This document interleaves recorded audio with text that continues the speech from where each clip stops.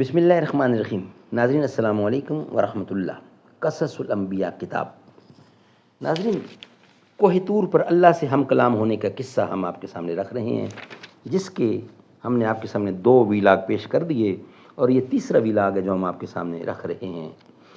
صفحہ نمبر ہے 242 اور 191 ویلاگ ہے 191، اور تیسری قسط ہے کوہ طور پر اللہ سے ہم کلام ہونے کا قصہ۔ ناظرین، اس کتاب کا ٹائٹل ہے قصص الانبیاء، تصنیف ہے مولانا عبد المنان صاحب رحمۃ اللہ علیہ۔ اس کتاب کے اندر حضور اکرم صلی اللہ علیہ وسلم سے لے کر حضرت آدم علیہ السلام کے تک تمام انبیاء اکرام کے قصے، سچے واقعات قرآن و سنت کی روشنی میں، قرآن و حدیث کی روشنی میں پیش کیے جاتے ہیں، روزانہ کی بنیاد پر کم از کم 1 یا 2۔ نحمده ونصلی علی رسولہ الکریم، بسم اللہ الرحمن الرحیم۔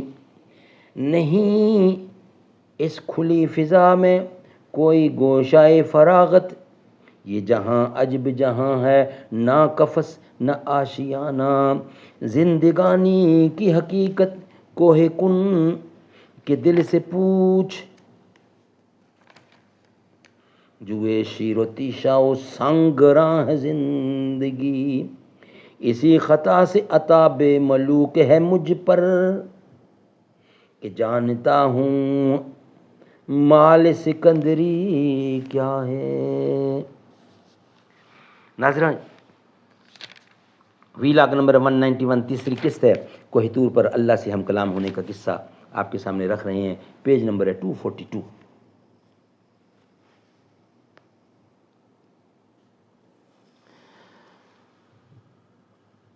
قال اللہ تعالی، رب ذوالجلال ارشاد فرماتے ہیں، بولے موسیٰ کہ اب رب تو مجھ کو دکھلا اپنا جلوہ، اور میری یہی تمنا ہے کہ میں تجھ کو دیکھوں۔ پھر 70,000 فرشتے بصورت گرگ اور شیر کے نازل ہو کر ایک آواز مہیب سے حضرت موسیٰ علیہ السلام کو پکارا، جس طرح کہ اول فرشتے پکارتے ہیں۔ قال اللہ تعالی، روایت کی گئی ہے کہ 7 مرتبہ حضرت موسیٰ علیہ السلام نے پکارا۔ قال اللہ تعالی، اور آسمان کے فرشتے ان کو ہر مرتبہ یہی کہتے تھے۔ قال اللہ تعالی، تا آخر پھر 70,000 شخص پشمینہ پوش اپنی صورت میں دیکھے، عصا ہاتھ میں اور پکارتے ہوئے۔ قال اللہ تعالی، یہ سن کر حضرت موسیٰ علیہ السلام بڑے متعجب ہوئے کہ ہر شخص خواہندہ دیدار حق تعالیٰ کا ہو، ہر شخص خواہندہ دیدار حق تعالیٰ کا ہو۔ تب حضرت موسیٰ علیہ السلام نے عرض کی کہ ان کے سوا میری مانند اور بھی کوئی دوسرا ہے؟ خطاب آیا کہ اے موسیٰ، میری قربت کے سبب تو نے بزرگی پائی، اپنے تئیں جانتا ہے کہ تیرا سا کوئی نہیں، بلکہ یوں جان کہ ایک پل میں تجھ سے 100 پیدا کر سکتا ہوں۔ اس بات کو سن کر پھر ذوق و شوق سے جناب باری تعالیٰ میں عرض کی۔ قال اللہ تعالی، قال رب، بولے اے رب تو نے مجھے اپنا جلوہ دکھا، اے میرے رب تو اپنا جلوہ دکھا۔ بولے اے رب تو مجھے اپنا جلوہ دکھا، اور میں یہی تمنا رکھتا ہوں۔ تب جناب باری تعالیٰ نے ارشاد فرمایا،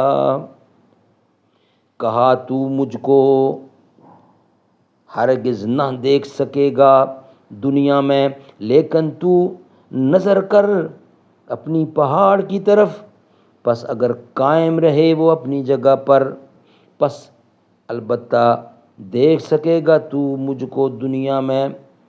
پس جب اللہ تعالیٰ نے ذرا سی تجلی دکھائی اپنی پہاڑ پر تو موسیٰ گر پڑے، اسی وقت بے ہوش ہو کر رب ذوالجلال ارشاد فرماتے ہیں،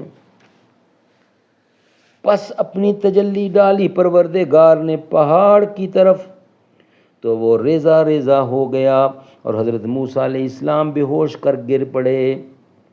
حضرت موسیٰ علیہ السلام بے ہوش ہو کر گر پڑے۔ جب حضرت موسیٰ علیہ السلام بے ہوش ہوئے اور اس کے بعد ہوش میں آئے، جب حضرت موسیٰ علیہ السلام ہوش میں آئے تو کہا موسیٰ علیہ السلام نے، تیری ذات پاک کی قسم، تیری ذات پاک ہے اور میں نے توبہ کی، تیرے پاس میں سب سے پہلے یقین لایا۔ بعض تفسیر میں یوں لکھا ہے کہ حضرت موسیٰ علیہ السلام کو اللہ تعالیٰ نے بزرگی دی تھی اور بغیر فرشتے خداوند قدوس سے کوہ طور پر کلام کیا، اور پھر ان کو شوق ہوا کہ خدا کا دیدار بھی دیکھیں، تب اللہ تعالیٰ نے ذرا سی تجلی پہاڑ کی طرف کی تو وہ ریزہ ریزہ ہو گیا اور اس کی برداشت نہ ہوئی۔ پھر خدا تعالیٰ نے موسیٰ کو فرمایا، رب ذوالجلال ارشاد فرماتے ہیں، اے موسیٰ برگزیدہ کیا میں نے تجھ کو لوگوں پر، اے موسیٰ برگزیدہ کر دیا میں نے تجھ کو لوگوں پر اپنے پیغام بھیجنے سے اور اپنے کلام کرنے سے، پس پکڑ جو کچھ دیا ہم نے تجھ کو اور تم شکر کرنے والوں میں سے ہو جا۔ اسی وقت جناب باری تعالیٰ سے حضرت جبرائیل علیہ السلام کو حکم ہوا کہ وہ بہشت سے لوہیں زمرد کی لائیں اور قدرت کے قلم کو حکم ہوا کہ اس پر کتاب تورات لکھے۔ تقریباً 4000 فرشتوں نے ان تختیوں کو لے کر حضرت موسیٰ کے سامنے لا کر رکھا۔ حضرت موسیٰ علیہ السلام نے ان تختیوں کو دیکھا تو اس میں 1000 سورت، اور ہر سورت میں ہر آیت کی درازی مثل سورت بقرہ کے، اور ہر آیت میں 1000 وعدہ اور ہر 1000 وعید اور 1000 امر اور 1000 نہیں لکھی ہوئی تھیں، اور تورات کے شروع میں عبادت کا ذکر، اس کے بعد علماء حکماء کی صفت بیان کی گئی۔ ناظرین، یہ ویلاگ ہم یہاں کمپلیٹ کرتے ہیں، انشاءاللہ بقیہ حصہ نیکسٹ ویلاگ کی صورت میں آپ کے سامنے رکھیں گے۔ آج ہم یہاں اکتفا کرتے ہیں۔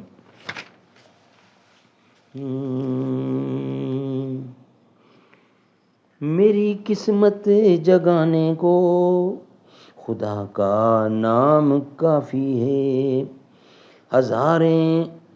ہزاروں غم مٹانے کو خدا کا نام کافی ہے۔ جو پوچھا کملی والے نے، کہا صدیق اکبر نے، میرے سارے گھرانے کو خدا کا نام کافی ہے۔ سلگتی آگ پر حبشی کے ہونٹوں سے صدا آئی، میری بگڑی بنانے کو خدا کا نام کافی ہے۔ خدا کا ذکر کرتا ہوں سکون قلب ملتا ہے، خدا کے اس دیوانے کو خدا کا نام کافی ہے۔ خدا کے در پہ آ جاؤ اگر مقصود پانا ہے، کہ ہر مقصد کے پانے کو خدا کا نام کافی ہے۔ تلاوت سے عبادت سے ریاض کو ملتی ہے، سکون ملتا ہے دل کو سکون ملتا ہے، سکون دل کو یوں ملتا ہے عبادت سے ریاضت سے، کہ دل سے زنگ ہٹانے کو خدا کا نام کافی ہے۔